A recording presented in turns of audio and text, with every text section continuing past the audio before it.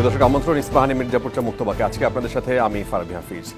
আজকে আমরা আলোচনার বিষয় ঠিক করেছি গণ অভ্যুত্থানের সম্ভাবনা কাজে লাগানো যাচ্ছে কি, যাবে কি।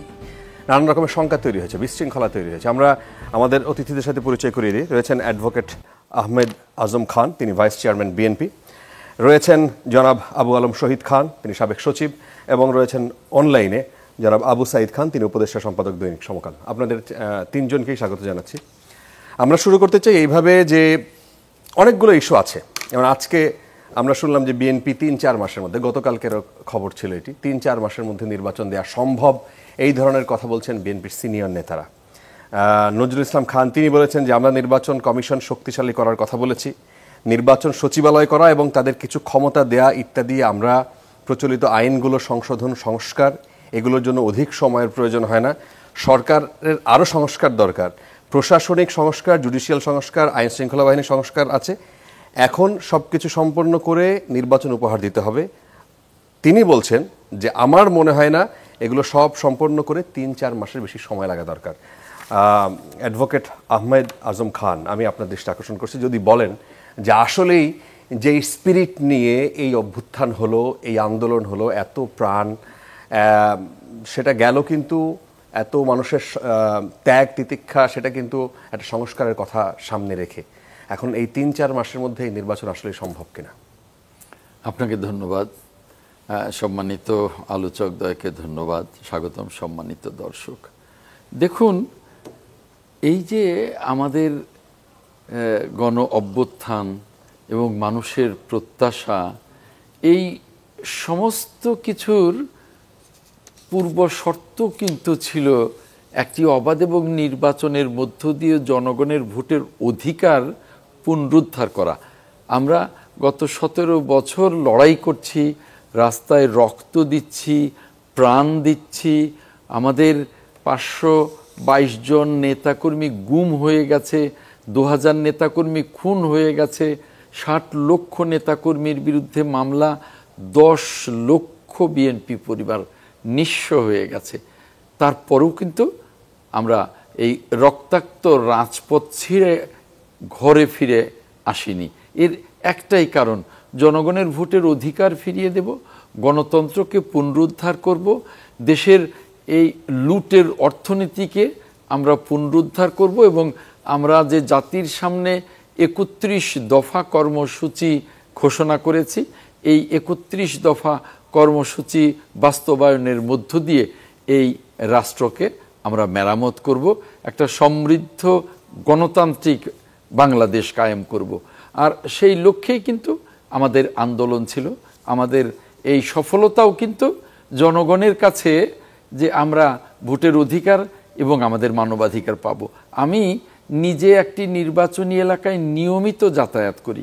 সেই নির্বাচনী এলাকার অসংখ্য মানুষ আমাকে প্রশ্ন করে, তারা তো সংস্কার বোঝে না, গ্রামের মানুষ আমাকে প্রশ্ন করে, এখন তো হাসিনার সরকার নেই, এখন নির্বাচন দিতে দেরি হচ্ছে কেন, এখন আমরা কবে ভোট দিতে যাব, আমরা তো ভোট দিতে চাই, আমরা তো গত 3টা নির্বাচনে ভোট দিতে পারিনি, এ সমস্ত কথা বলে। দেখুন, আমরা এর আগের তত্ত্বাবধায়ক সরকারগুলোতে দেখেছি তারা 90 দিনে নির্বাচন দিতে পেরেছে। হ্যাঁ, এই সরকার 90 দিনে নির্বাচন দিতে পারবে না, কারণ এই সরকার কিছু সংস্কার করবে এবং সেই সংস্কারগুলো আমরা চাই।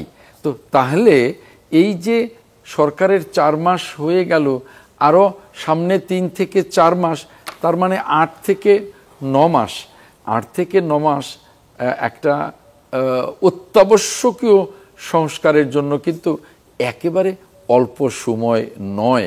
আমরা কিন্তু সরকারের কাছ থেকেও শুনি যে অত্যাবশ্যকীয় সংস্কারগুলো শেষ করেই আমরা নির্বাচনের পথে চলে যাব। না, সেই অত্যাবশ্যকীয় সংস্কারগুলো আসলে কি, এখন কোনটাকে আপনারা বলবেন যে এটা দরকারি? এবং যে স্পিরিটটা ছিল, যেটা বলা হচ্ছিল যে যারা, এটা কিন্তু বিএনপির একক কোনো আন্দোলন ছিল না, বিএনপি ছিল একটা অংশ হিসেবে ছিল, এখানে ছাত্র জনতা, সাধারণ মানুষ, শ্রমিক সবার উপস্থিতি ছিল, বিশেষ করে ছাত্রদের অংশগ্রহণ, তারাই শুরু করেছে বিষয়টা। কিন্তু সেই জায়গায় তাদের যে প্রত্যাশা, যে জিনিসটা বলার পরে মানুষকে একত্র করা গেছে যে এই দেশের অনেক সংস্কার দরকার, রাজনৈতিক সংস্কার সবার আগে দরকার, এই পলিসিগুলো চেঞ্জ করা দরকার, বিভিন্ন রকমের কথাবার্তা আসে। সেই জায়গায় মনে হয় যে সেই কথাগুলো এখন বোধহয় বিএনপি বলতে চায় না, এই ধরনের অভিযোগ অনেকেই করে থাকেন। এই অভিযোগগুলো করতেই পারেন। আপনি যে কথাটা বললেন যে সবার আগে ছাত্ররা এই ৩৬ দিনের আন্দোলনে তারা সামনে চলে এসছে, আমরাও তাদেরকে সামনে দিয়েছি, পেছনে আমরা থেকে। কিন্তু গত ১৫ বছর কিন্তু রাজপথে বিএনপি সহ আমাদের যে ৬১টি রাজনৈতিক দল বিএনপির সাথে সমমনা, তারাই আমরা আন্দোলন করেছি, রক্ত দিয়েছি, আমাদের জীবন দিয়েছি, গুম হয়েছি, খুন হয়েছি, হামলা মামলার শিকার হয়েছি। কাজেই এখন তাদের কথা হচ্ছে যে আপনারা তো পারেন না এককভাবে, তাদের চেষ্টায় তাদের উপর ভর করে অনেকে এইভাবে বলতে চান। আমি আসবো আবার, আমি একটু শেষ করি। এককভাবে কিন্তু এই ৬৯ থেকে শুরু করে আজ পর্যন্ত কোনো আন্দোলনই কেউ এককভাবে পারে না। কাজেই আমরা সকলে সম্মিলিতভাবেই এই আন্দোলনটা সফল করেছি। এখন আমরা কিন্তু কোনো কথাই ভুলে যাইনি। আমাদের ৩১ দফা কর্মসূচিতে এখন যে সংস্কারগুলোর কথা বলা হচ্ছে সেগুলো তো আছেই, এর বাইরেও অনেক কর্মসূচি আছে।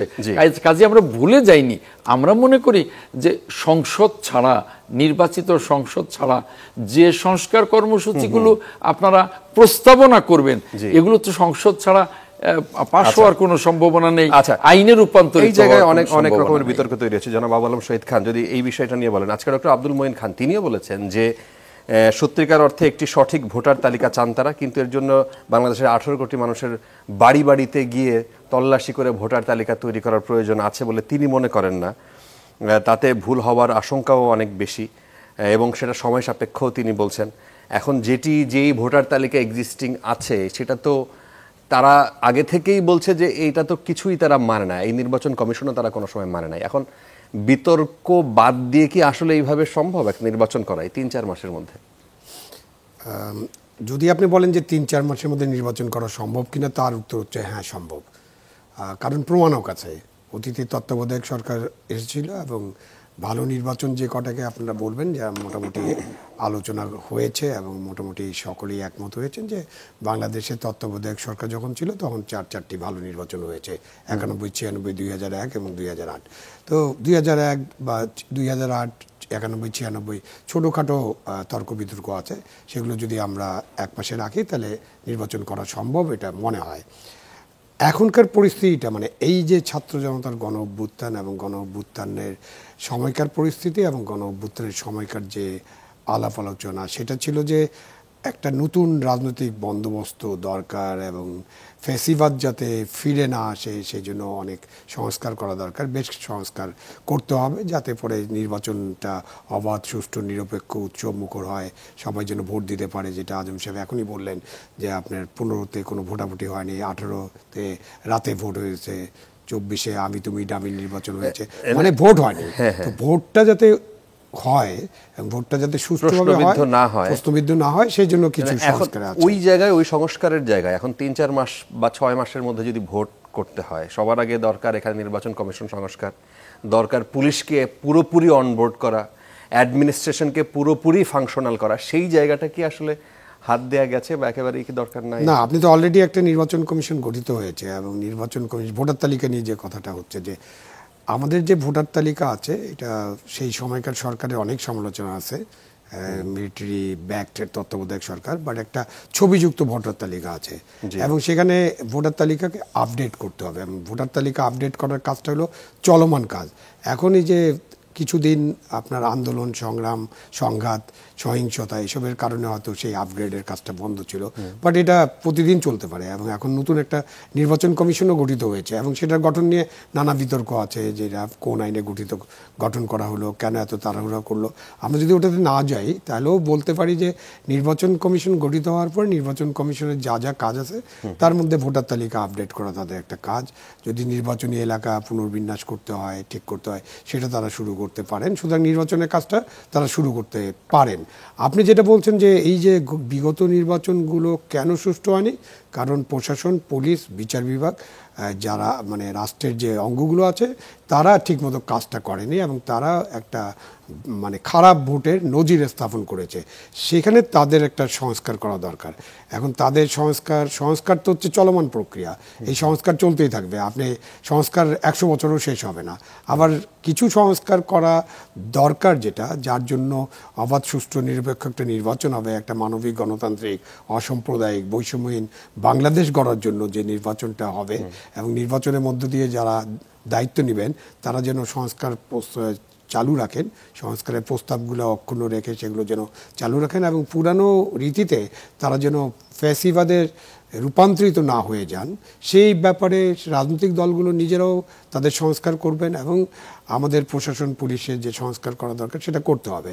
এখন পুলিশকে অনবোর্ড করা যাবে কিনা, অফকোর্স পুলিশকে অনবোর্ড না, পুলিশের মধ্যে এই বিতর্ক তৈরি হচ্ছে যে পুলিশের মধ্যে এক্সিস্টিং যারা সার্ভিং পুলিশ অফিসার আছেন তারা বলছেন যে আমাদেরকে রেখে আপনি যদি অবসরপ্রাপ্তদেরকে এনে তাদেরকে বসায় দেন আমাদের বস হিসেবে, এখানেও তো আমরা এত কষ্ট করে এফোর্ট দিয়ে যারা কনস্টেবল লেভেলে বা নিচের লেভেলে যারা, তাদেরকে আমরা ডিউটিতে নিয়ে আসলাম, ঠিকঠাক করার চেষ্টা করলাম, এখন তো দেখি আমরাই ডিমোরালাইজড হয়ে যাচ্ছি। বিশৃঙ্খলা আছে, আপনি অ্যাডমিনিস্ট্রেশনেও তাই। আমরা এটা নিয়ে পরের পার্টে হয়তো আলোচনা করবো। যেন আবু সাইদ খান, আপনার কাছে একটু আসতে চাই। আজকে জামায়াতের আমির শফিকুর রহমান তিনিও বলেছেন যে বাড়ি বাড়ি গিয়ে ভোটার তালিকা হালনাগাদ করতে হবে। তার জায়গায় তিনি একটু ভিন্ন মত পোষণ করেছেন যে এই ভোটার তালিকা সঠিক হইতে হবে, এবং এই জন্য আমরা যৌক্তিক সময় দেওয়ার পক্ষে। বিলম্বিত দীর্ঘায়িত সময় নয়, যৌক্তিক সময় দিতে চাই। এখন এই যৌক্তিক সময় মানে অবস্থা দৃষ্টে মনে হচ্ছে যে জামাত যথেষ্ট রকমের সাপোর্ট দিয়ে যাচ্ছে এই সরকারকে, এখন বিএনপি একটু চাপের মধ্যে রাখতে চায়। মানে আপনাদের বিশ্লেষণ কি, আসলে আপনার বিশ্লেষণ? তো বিএনপিও বলেছে, বিএনপির মহাসচিব একাধিকবার যৌক্তিক সময়ের কথা বলেছেন। এখন যৌক্তিক সময়টা কি সেটা বিবেচনার বিষয়। অর্থাৎ এটা ঠিক যে কিছু কিছু সংস্কার এই সরকারকে করতে হবে, এবং সেটা সবাই প্রত্যাশা করে।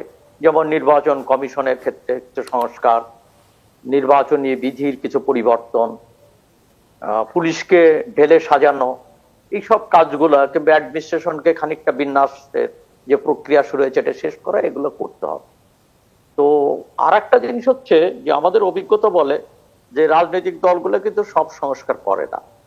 যেমন 3 জোটের একটা রূপরেখা ছিল, এবং 3 জোটের এই রূপরেখা তারপরে আওয়ামী লীগের নেতৃত্বে মানে সরকার গঠিত হয়েছে, কয়েকবার সরকার গঠিত হয়েছে, তো বিএনপিরও সরকার গঠিত হয়েছে, কিন্তু 3 জোটের রূপরেখাটা কিন্তু বাস্তবায়ন হয় নাই। তো কিছু গণতান্ত্রিক বিষয়টা যে ব্যাপারে ঐক্যমত্য আছে, আমার মনে হয় রাজনৈতিক দলের সঙ্গে বর্তমান সরকারের ঐক্যমত্যের ভিত্তিতে কিছু সংস্কার করতে হবে, যাতে আমরা একটা ভালো নির্বাচন পেতে পারি। আর তাছাড়া তো নির্বাচন তো একটা আকাঙ্ক্ষা, জন আকাঙ্ক্ষা ছিল, তাছাড়া তো কেবল নির্বাচন ছিল না। যেমন একজন ফেরিওয়ালা, রিক্সাওয়ালা কেন অংশগ্রহণ করেছে? কিছুটা অর্থনৈতিক স্বস্তি চেয়েছে। তো সাধারণ মানুষ, অভিভাবকরা, মধ্যবিত্তরা অংশগ্রহণ করেছে, তারাও কিন্তু তাদের জীবনের খানিকটা স্বস্তি চেয়েছে। অর্থাৎ অর্থনৈতিক সেই স্বস্তির জায়গায় সাইদ ভাই, সেই স্বস্তির জায়গায় এখন অনেকে অস্বস্তির কথাও বলছেন। কিন্তু বাজারটা কিংবা আইন শৃঙ্খলা, এই দুইটা বেসিক জায়গা নিয়ে অনেকের অনেক ধরনের অভিযোগ। এখন তারা এই প্রশ্ন যখন তোলেন, জি আপনি নিশ্চয়ই যথার্থই বলেছেন যে এখানে আইন শৃঙ্খলা পরিস্থিতির একটা উন্নয়ন দরকার, এখানে বাজারটাকে নিয়ন্ত্রণে আনার দরকার। সেটা আসলে পারছে না, হিমশিম খাচ্ছে সরকার, পারছে না। তো এই কাজগুলো করা খুবই জরুরি, এবং সেই সঙ্গে নির্বাচন তো একটু সময় দিতে পারে। আমার মনে হয় 4 মাস কথার কথা বলেছেন, 4 মাসের পরে নির্বাচন বোধহয় চাচ্ছেন না, কেননা 1-1.5 বছরের কথা তো সবাই একমত হয়েছেন বিভিন্ন সময়। আমরা নেতাদের কথা দিয়ে আমরা বুঝেছি।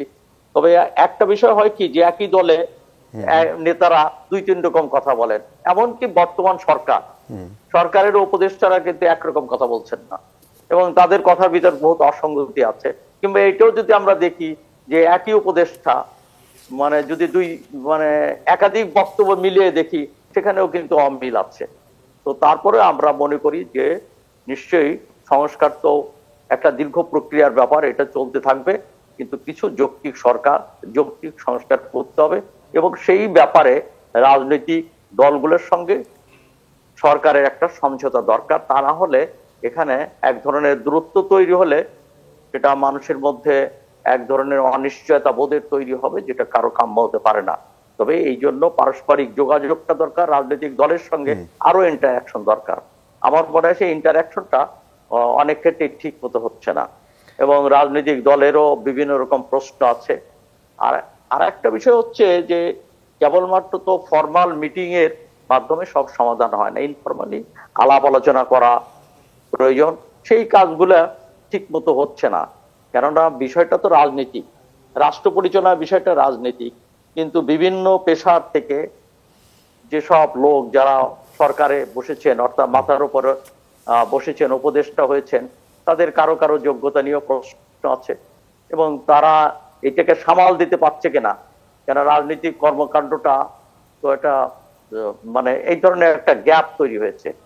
তো আমার কাছে মনে হয় যে গ্যাপটা তো দূর করা দরকার। আর একটা হচ্ছে আমাদের সম্মিলিত আন্দোলনের ফসল হচ্ছে বর্তমান সরকার। এই সরকারকে ব্যর্থ হতে দেওয়া যায় না। এই সরকারে যে ত্রুটি আছে, ভুল আছে, এই সরকারকে একজন উপদেষ্টা বলছেন, নাহিদ সাহেব বলছেন যে এই সরকারকে ব্যর্থ করে দেওয়ার এক ধরনের প্রচেষ্টা দেখা যাচ্ছে রাজনৈতিক দলগুলোর মধ্যে। উনি কেন এই কথা বললেন, কি মনে হয়? এটা তো নাহিদ সাহেবই বলতে পারেন, আমি জানি না।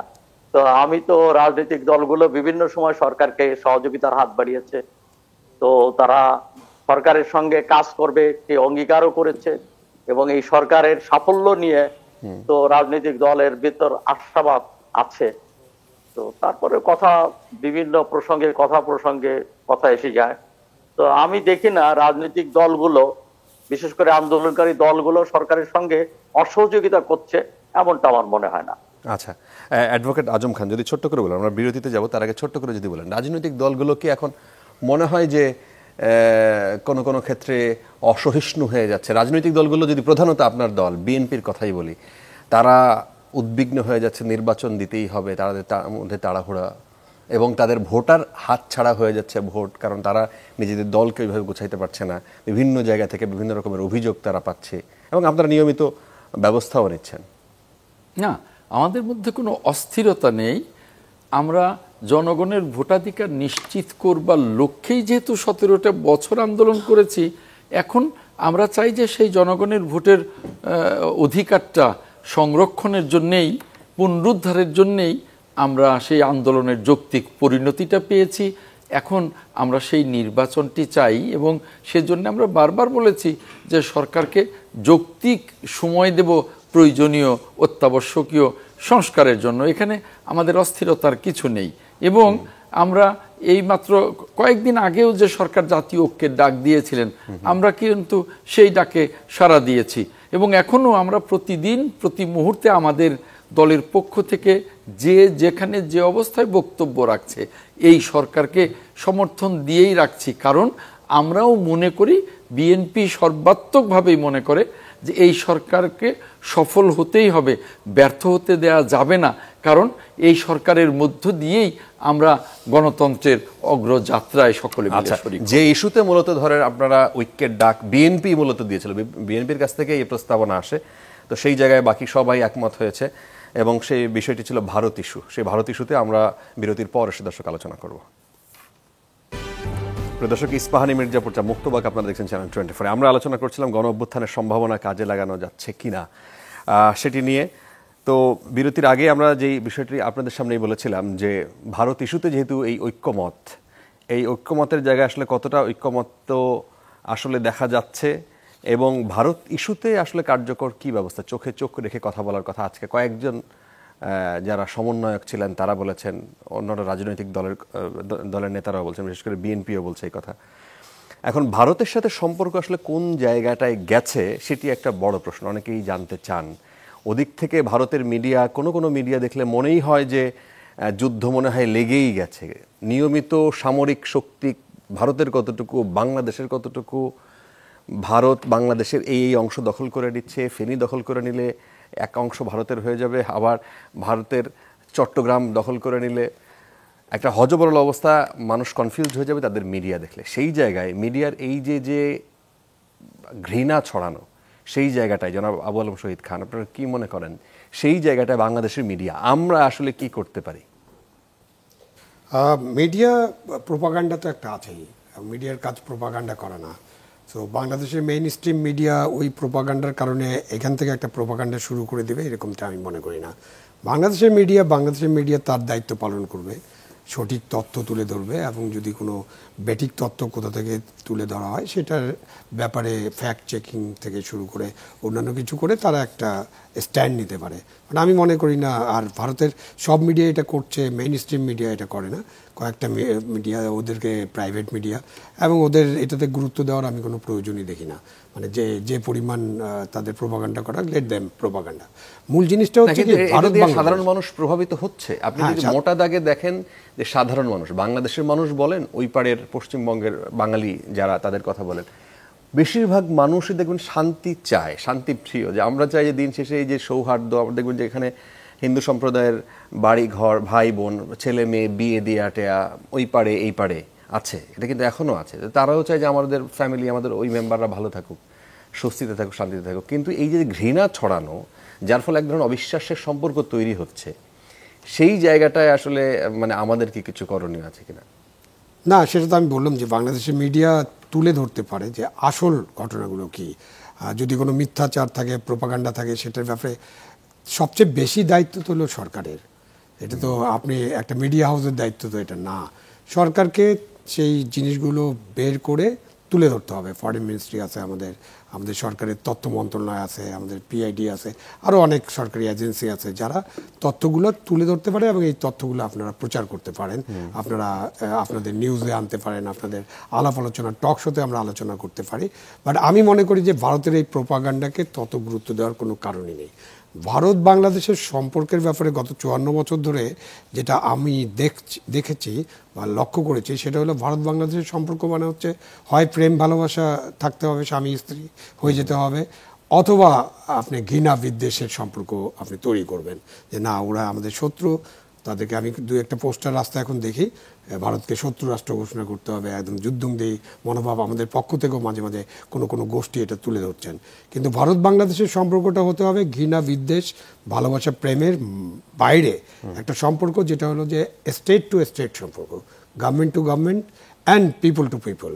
এই সম্পর্ক হবে। আমাদের বিঘোষিত নীতি আছে, আমাদের পররাষ্ট্র নীতি কিন্তু একদম ক্রিস্টাল ক্লিয়ার, যে কারোর সাথে শত্রুতা নয়, সকলের সাথে বন্ধুত্ব। আমরা সেই নীতি নিয়ে সামনের দিকে এগিয়ে যাব।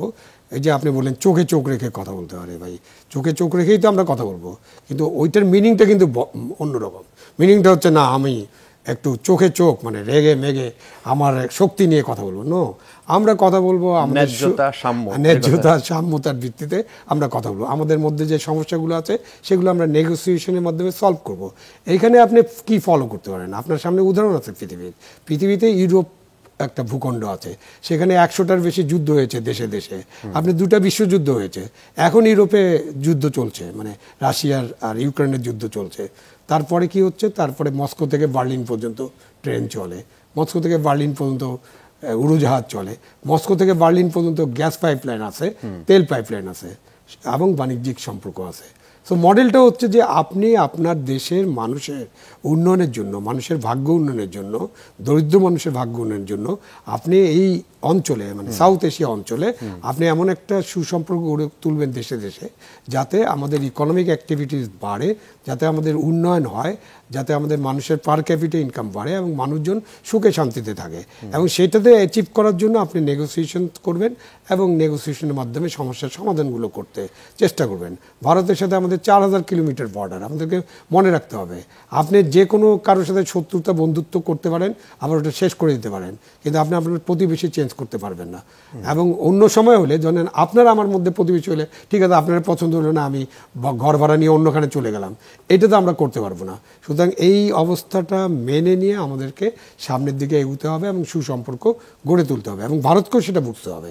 শুধুমাত্র আমরা বাংলাদেশিরা এটা বুঝবো, বাংলাদেশ এটা বুঝবে, আর ভারত এটা বুঝবে না এরকম না, সেটা ভারতকে বুঝতে হবে। এবং বোঝার বিষয়টা কিন্তু আলাপ আলোচনা, নেগোসিয়েশন, কথাবার্তা বলা, এবং যে সমস্যাগুলোর ন্যায্য সমাধান, সেই ন্যায্য সমাধানগুলো খুঁজে বের করা।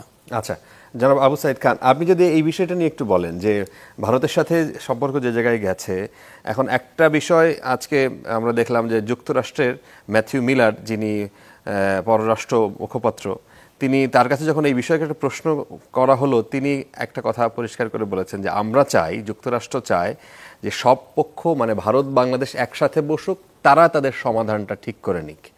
মানে এই সমাধানটা কিভাবে ঠিক করে নেবে। আর এর সাথে প্রশ্ন হচ্ছে যে ভারতের এখনও, আমরা আজকে হেডলাইন ছিল আমাদের চ্যানেলের যে হাসিনা বিহীন বাংলাদেশের বাস্তবতা মেনে নেওয়ার পরামর্শ দিচ্ছেন বিশ্লেষকরা, যে ভারত এখনও ওই জায়গা থেকে বের হতে পারে নাই। ভারতের কোনো নেতা যেমন শুভেন্দু অধিকারী, তিনি বিজেপির নেতা, তিনি বলছেন যে এখনও শেখ হাসিনা প্রধানমন্ত্রী এবং জঙ্গিবাদ, জঙ্গি গোষ্ঠী তাকে হটিয়ে দিয়ে এখানে ক্ষমতা দখল করেছে, মানে ক্ষমতায় লিগ্যাল ক্ষমতা থাকার কথা শেখ হাসিনার হাতে। এই বিষয়টা আসলে আপনি কিভাবে দেখেন, মানে সমাধান আসলে কিভাবে হবে?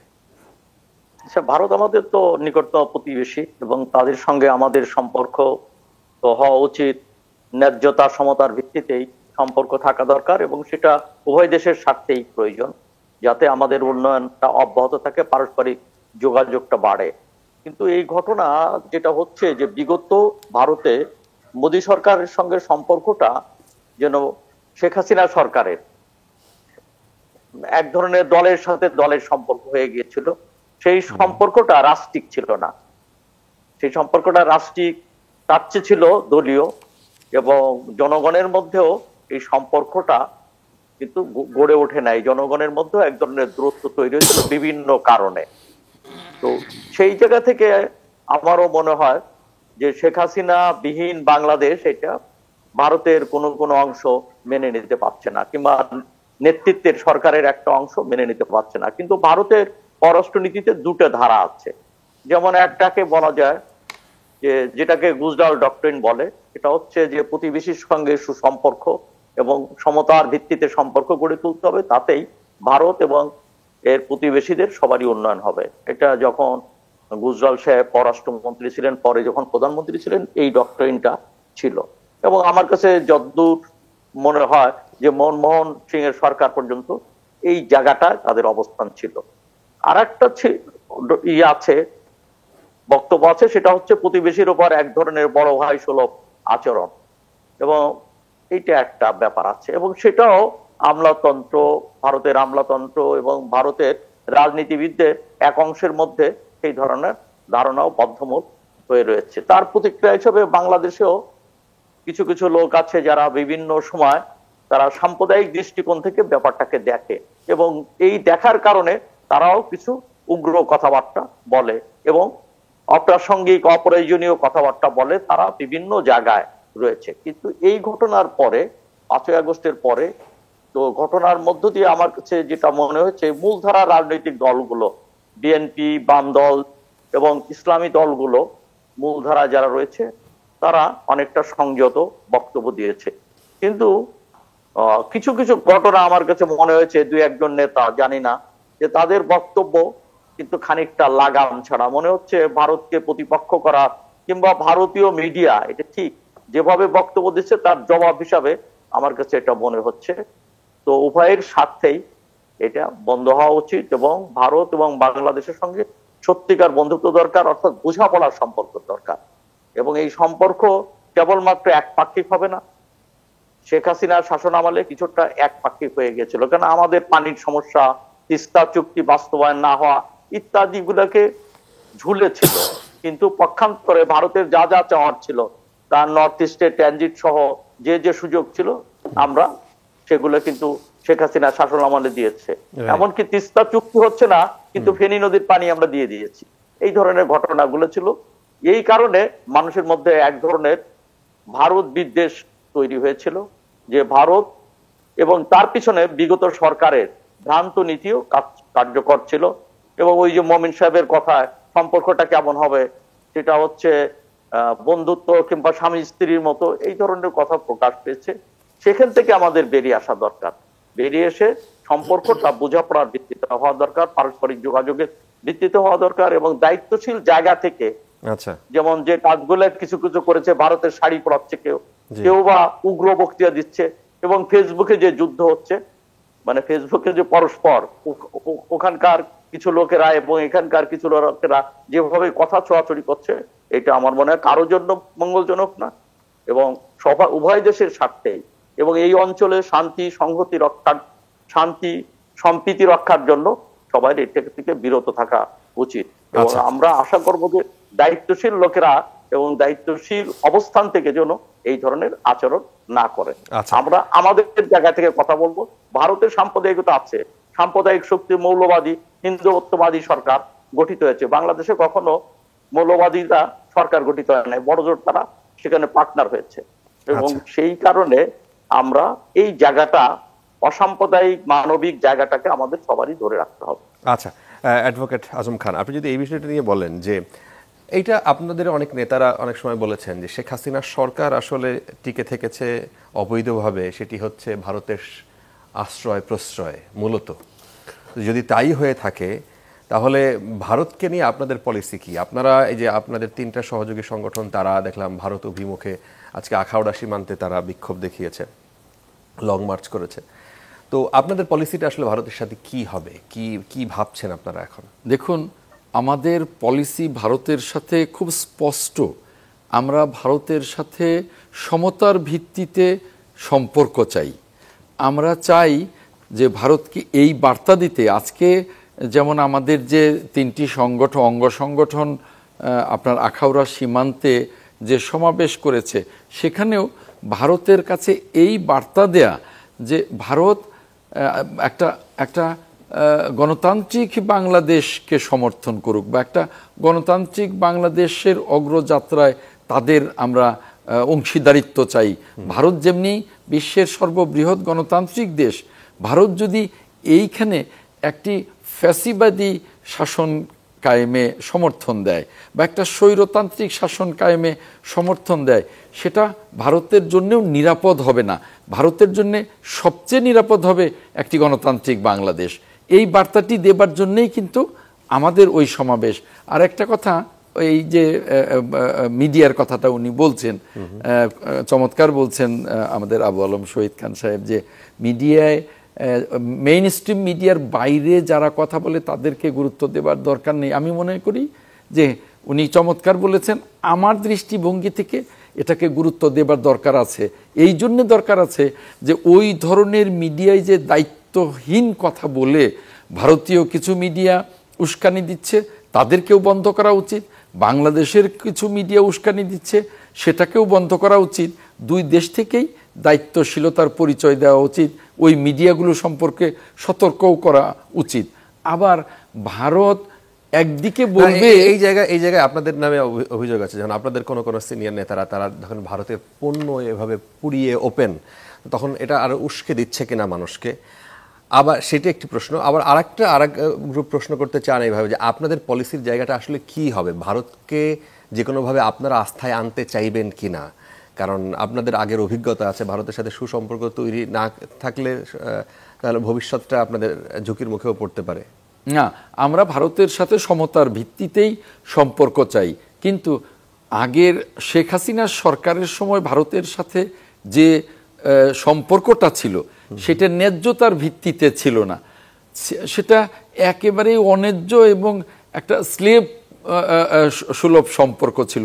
সেই ধরনের সম্পর্ক আমরা চাই না। এবং এর আগেও ভারত যে ধরনের অযৌক্তিক দাবি করেছে, যে কারণেই ভারত এই ধরনের একটি নতজানু সরকার প্রতিষ্ঠা করেছিল বা সরকার তারা বসিয়েছিল, আমরা সেই ধরনের সম্পর্ক চাই না। কিন্তু ভারতের সাথে আমাদের পররাষ্ট্রনীতি, বিএনপির পররাষ্ট্রনীতি ভারতের সাথে শত্রুতামূলক সম্পর্ক না।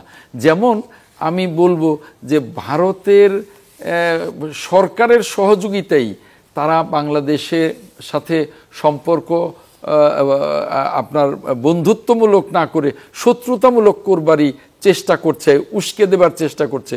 যেমন গতকালকেই যে নয়াদিল্লিতে একটি সমাবেশ ঘটলো, তার পৃষ্ঠপোষকতা করেছে আরএসএস, কিন্তু ব্যানারটা ছিল নয়াদিল্লি সিভিল সোসাইটি। কিন্তু সেখানে বিনা সিকরি সহ যারা বক্তব্য রেখেছেন তারা সকলেই কিন্তু ফ্যাসিবাদের পক্ষে, অর্থাৎ হাসিনার পক্ষে বক্তব্যগুলো রেখেছেন। ভারত যে বক্তব্যগুলো বাংলাদেশের 18 কোটি মানুষের বিপক্ষে গেছে, এই গণ অভ্যুত্থানের বিপক্ষে গেছে, ওই জিনিসগুলো তারা কিন্তু কোনোভাবেই খেয়াল করেননি যে আমাদের বক্তব্য একটি ব্যক্তি বা একটি গোষ্ঠীর পক্ষে পুরো রাষ্ট্রের বিপক্ষে গেছে। আমাদের বক্তব্য কিন্তু পরিষ্কার, আমরা সেরকম বক্তব্য দেবও না, দিতে চাইও না। আমাদের বিএনপির বক্তব্য হচ্ছে ভারতের কাছে আমাদের বার্তা যে ভারত যেন একটি গণতান্ত্রিক বাংলাদেশকে সমর্থন করে এবং আমরা ভারতের সাথে ন্যায্যতার ভিত্তিতে আমরা সম্পর্কটা চাই। আপনারা যত এই সরকারের সময় যত রকমের চুক্তি হয়েছে, যত রকমের এমওইউ হয়েছে, আপনারা কি এগুলো রিভিউ করবেন? আবার এগুলো কি এখন সামনে আনার জন্য আপনারাও বলেন? দেখুন, যে সমস্ত অসম চুক্তি হয়েছে, যে সমস্ত চুক্তিতে বাংলাদেশ ক্ষতিগ্রস্ত হয়েছে বা ক্ষতিগ্রস্ত হচ্ছে, সেগুলো কিন্তু যে কোনো গণতান্ত্রিক সরকার এসেই রিভিউর কথা বলবে, এটাই স্বাভাবিক। আগামীতে অবাধ এবং নিরপেক্ষ নির্বাচনে ইনশাল্লাহ বিএনপি ক্ষমতায় গেলে ভারতের সাথে সুসম্পর্ক বজায় রাখবার জন্যে, সুসম্পর্ক তৈরি করবার জন্য, বজায় রাখবার কথাটা আমি বলবো না, তৈরি করবার জন্য সমতার ভিত্তিতে আমরা ভারতকে আহ্বান জানাবো। এবং যে অসম চুক্তিগুলো হয়েছে সেই চুক্তিগুলোকে ভারতকেও রিভিউ করতে বলবো, আমরাও রিভিউ করব। কারণ ভারতের মনে রাখতে হবে, আমাদের ছোট দেশ হলেও আমরা কিন্তু 20 কোটি মানুষের বিশাল একটি জনসংখ্যার দেশ। যে জনসংখ্যা পুরো ইউরোপ জুড়ে আছে কিনা এটারও প্রশ্ন। কাজেই আমাদের মানচিত্র ছোট, কিন্তু জনসংখ্যার দিক থেকে কিন্তু বিশাল একটি দেশ। এইটা ভারতকে বুঝতে হবে। আর বুঝতে হবে যে ভারতেরও কিন্তু বাংলাদেশে বিশাল রকমের একটা বাণিজ্যের বিষয় আছে। সেই বাণিজ্যের বিষয়টিও ভারতকে চিন্তা করতে হবে। আমাদের যেমন প্রতিবেশী ভারতের সাথে সুসম্পর্ক প্রয়োজন, তাদের সাথে সুসম্পর্ক ছাড়া চলবে না। ভারতেরও কিন্তু বাংলাদেশের সাথে সুসম্পর্ক ছাড়া চলবে না, তাদেরও বিশাল স্বার্থ এখানে আছে। কাজেই আমরা পারস্পরিক স্বার্থে আমাদের সম্পর্কটা হোক, অংশীদারিত্বের সম্পর্ক। আসলে বর্তমান দুনিয়াতে না বন্ধুত্বের সম্পর্ক বলে কিছু নাই। বর্তমান দুনিয়াতে এক দেশের, এক রাষ্ট্রের সাথে আরেক রাষ্ট্রের অংশীদারিত্বের সম্পর্ক। সেই অংশীদারিত্বটা যেন সমতার ভিত্তিতে। আপনারা যদি পাওয়ারে যান তাহলে কি আবার এই যে পররাষ্ট্র নীতি যেটা বাংলাদেশের এক লাইনে যেটা বলে সেটা কি চেঞ্জ করবেন?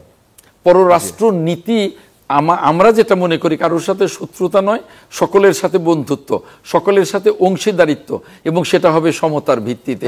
সেখানে যদি কিছুটা, যেমন গত সরকারের আমলে যে আওয়ামী লীগ সবসময় সেটা মুখে মুখে বলতো, আওয়ামী লীগের নেতারা মুখে বলতো, কিন্তু সম্পর্কটা ছিল অসমতার।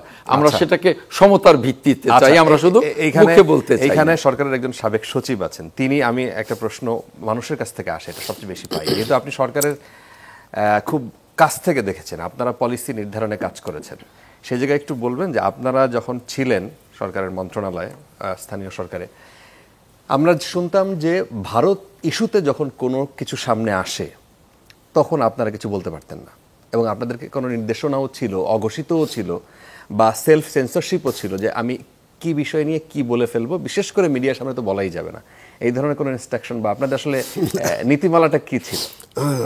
আমি খুব দুঃখিত যে আপনি এটা কোত্থেকে পেয়েছেন, আমি জানি না। না, অনেকেই বলেন এই প্রশ্ন তোলে, কে বলে তাকে সামনে আনতে হবে, তাহলে সামনাসামনি জিজ্ঞেস করতে হবে। আমি যতদিন সরকারের সচিব হিসেবে কাজ করেছি, মানে ওইটাই একটা বড় ফোরামে কাজ করার সুযোগ, মানে মন্ত্রিসভা বৈঠকে যাওয়া বা একনেক বৈঠকে যাওয়া, বড় কোনো মিটিংয়ে যাওয়া, তো সেখানে আমরা কখনোই এরকম কোনো ইনস্ট্রাকশন পাইনি বা দেখিও নেই। ইনস্ট্রাকশনের দরকার কি? আজ আমি ভারতের চুক্তির কথায় চলে যাই, বাইরে আপনার সব চুক্তিগুলো প্রকাশ করে, অন্তর্বর্তীকালীন সরকার তো কোনো রাজনৈতিক দলের সরকার না, ওনারা সব চুক্তি আমাদের জনসমক্ষে প্রকাশ করে দেন না। তাহলে আমরা নিজেরাই একটু দেখি যে কোন চুক্তিতে কি আছে, কোথায় অসম হয়েছে।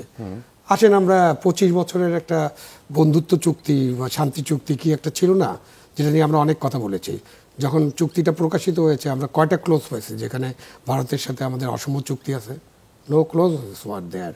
জিনিসটা আজম সাহেব ঠিকই বলেছেন। আপনি ঘোষণা করবেন যে আমাদের সাথে বন্ধুত্ব, শত্রুতা নয়, কিন্তু আপনি আপনার আচার আচরণে ওই ঘোষণাটার থেকে সরে যায় নতজানু আচরণ করবেন। নতজানু পররাষ্ট্রনীতি না, নতজানু আচরণ। ওই যে যেমন বললেন যে স্বামী স্ত্রীর সম্পর্ক, এটা স্লিপ অফ টাং।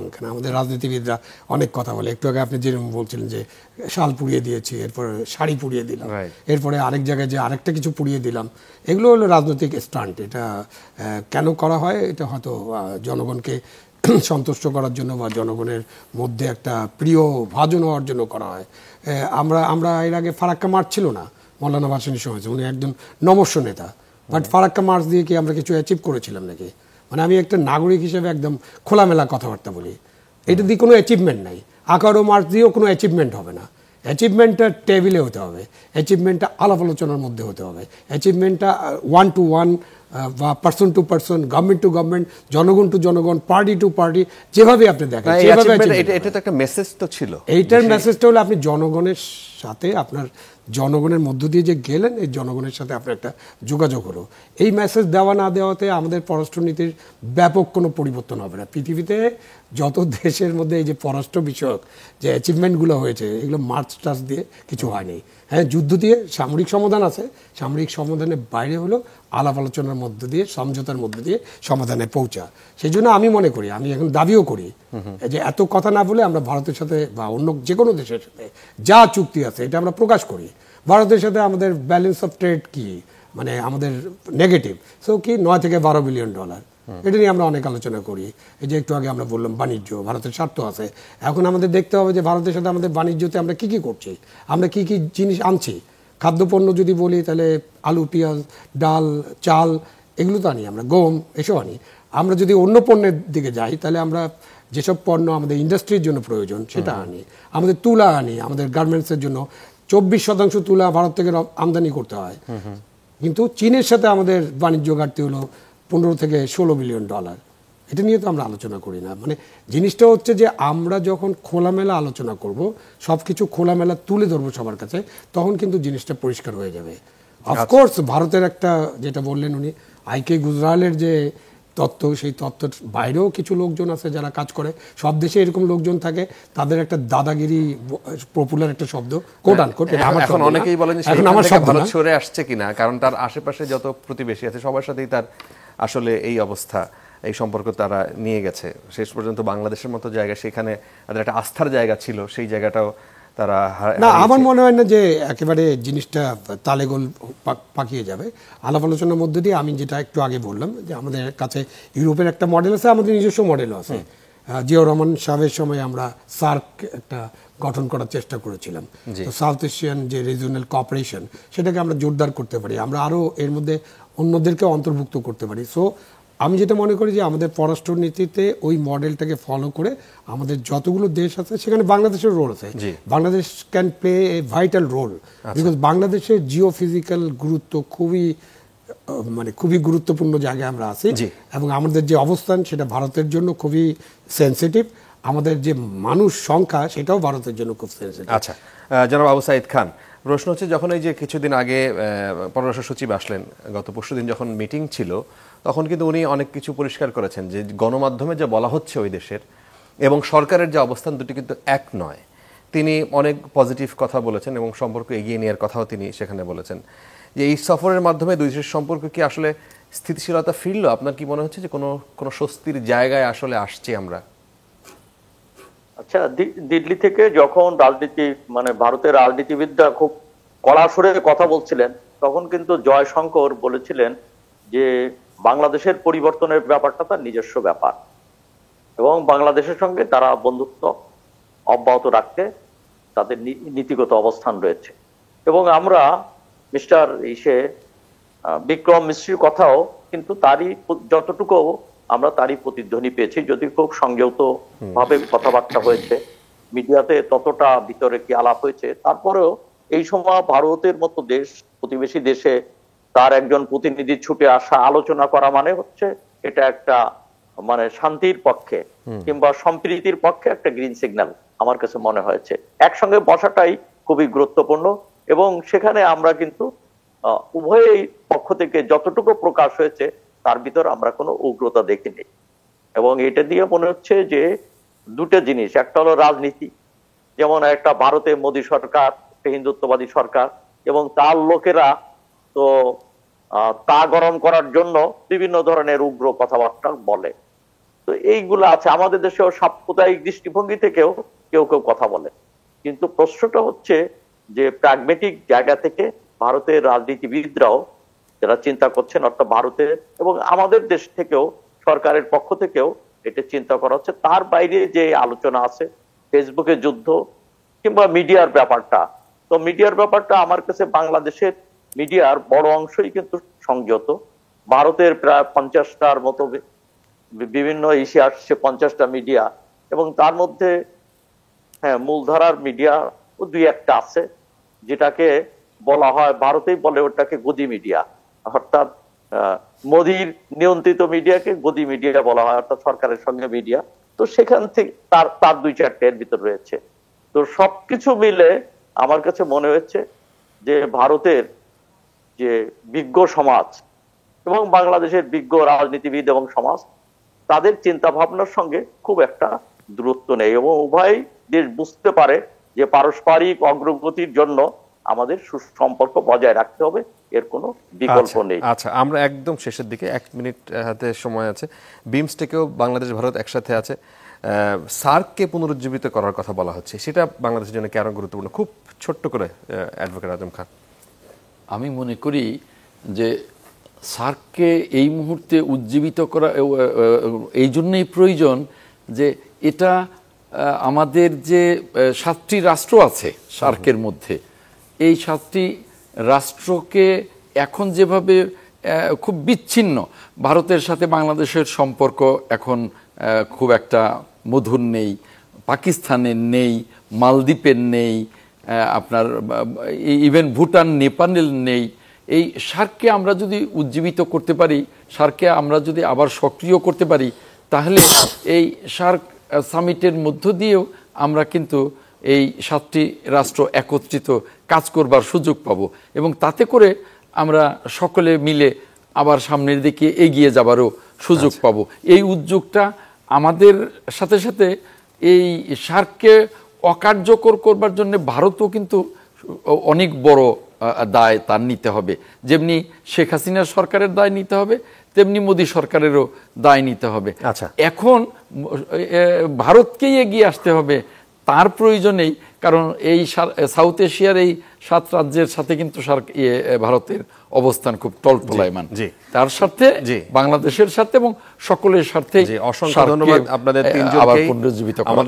আমাদের হাতের সময় একেবারেই শেষ। দর্শক, আপনারা এই আলোচনা শুনছিলেন, বাকি বিবেচনা আপনাদের হাতে। সবার জন্য শুভরাত্রি।